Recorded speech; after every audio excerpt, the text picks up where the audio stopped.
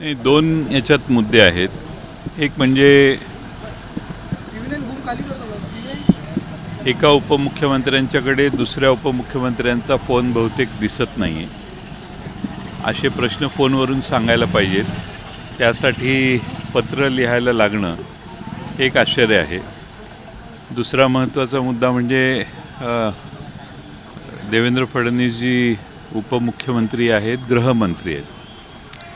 नवाबभाईंना त्यांच्या पत्रातला जो मसुदा आहे त्याशी आम्ही सहमत नाही आहे, पण ते गृहमंत्री आहेत. त्यामुळं नवाब मलिक यांच्याबद्दल त्यांच्याकडे अधिकची माहिती असेल तर आम्हाला त्याची कल्पना नाही. ते गृहमंत्री असल्यामुळे त्यांच्याकडे ती अधिकची माहिती असू शकते.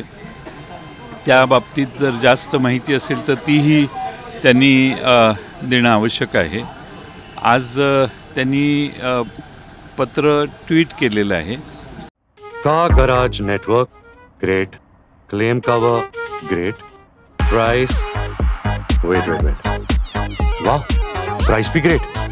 Tata AIG car insurance, trusted नाम, फॅन्टॅस्टिक नाम. आणि ट्वीट केलेल्या पत्रात मागचा इतिहास, त्याच्या सगळ्या घटनांच्या बाबतीत उल्लेख करण्यात आलेला आहे. जी माहिती माझ्या मते ते फोन उचलून अजित पवार यांना देऊ शकले असते, पण त्यांनी ते ट्वीट करणं जास्त प्राधान्य त्याला दिलेलं आहे. पण मला असं वाटतंय त्यातला जो मजकूर आहे त्या मजकुरात आम्ही तो सगळा त्याच्याशी म्हणजे तो मजकूर सहमत आहोत असं नाही. पण पुन्हा गृहमंत्री म्हणून त्यांच्याकडं अधिकची काही माहिती असेल ती त्यांनी इतरांनाही सांगावी, आणि काही त्यांच्याबद्दलच्या त्यांच्याकडे अधिकची माहिती असेल तर ती आम्हाला माहीत नाही. अमोल पटकरींना असं म्हटलं की उघडपत्र लिहिल्यामुळे अजितदादा नाराज झाले असंही म्हटलं. नाही, तो त्यांचा अंतर्गत प्रश्न आहे.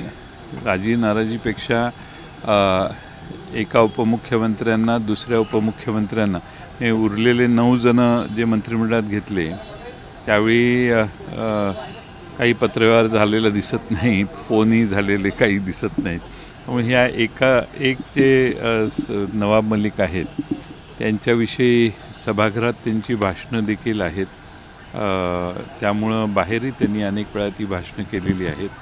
आणि आज नवाब मलिक असं दिसतंय, माझी त्यांची अजून भेट नाही, त्यांनी त्या बाजूला बसायचं प्रिफर केलं आहे की नाही अजून मला माहीत नाही.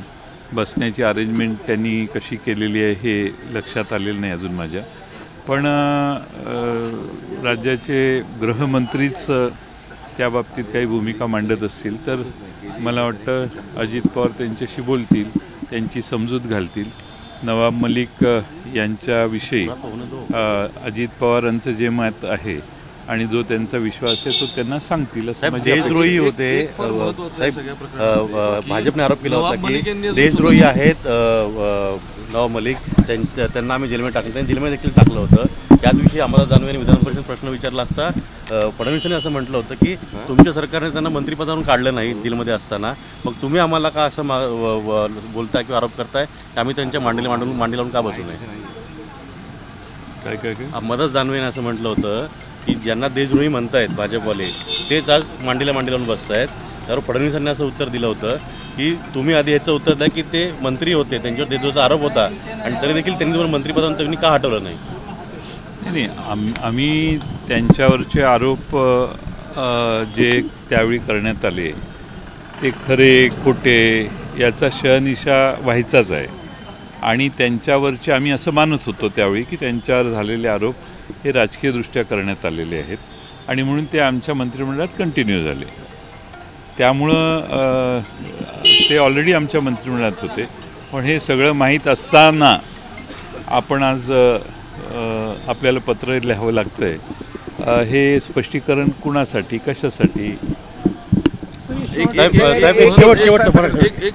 हे पत्र कम्युनिकेट उपमुख्यमंत्री दुसऱ्या उपमुख्यमंत्र्यांना करण्यासाठी आहे का आपली बाजू स्वच्छ म्हणजे आम्ही त्यातले नाही हे सांगण्यासाठी आहे?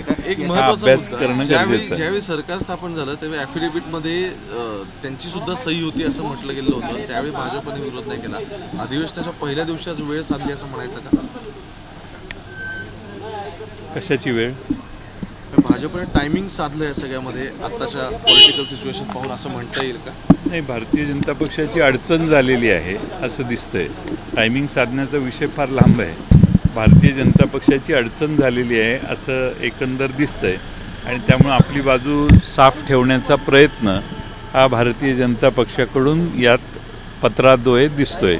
यात नवाब मलिक यांच्यावरून सगळा वाद सुरू आहे हा. तर राष्ट्रवादी काँग्रेस तुमच्या गटाकडनं काही, कारण की आज ते त्या गटात जाऊन बसलेले होते, सत्ताधारी गटात बसले नाही, आत्ता माझी त्यांची भेट झालेली नाही. ते मला येऊन भेटलेले नाहीत.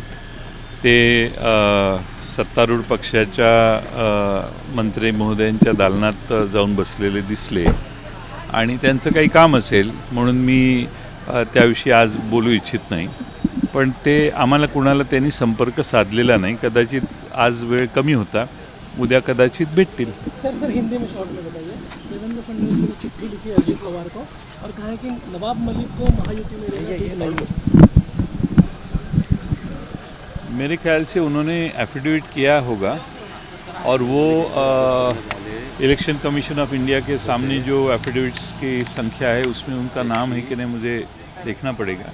लेकिन उन्होंने एक आज विधानसभा में आए और हमारी और उनकी मुलाकात नहीं हुई, लेकिन ऐसा दिखाई दिया है कि सत्तारूढ़ पार्टी के पक्ष के साइड में वो बैठे थे और इसीलिए आज भारतीय जनता पक्ष ने एक्सप्लेनेशन के लिए एक खत लिखा, जो खत शायद वो फ़ोन करके भी अजीत पवार जी को बोल सकते थे, लेकिन उन्होंने पसंद किया खत लिखना और खत लिखने के बाद वो वायरल भी किया गया.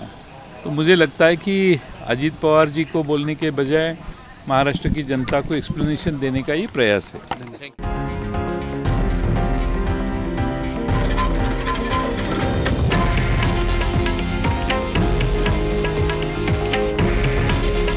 हे आहे देशातील नंबर 1 न्यूज नेटवर्क आणि आपण पाहत आहात TV9 मराठी. काळजी तुमची, हित महाराष्ट्राचं.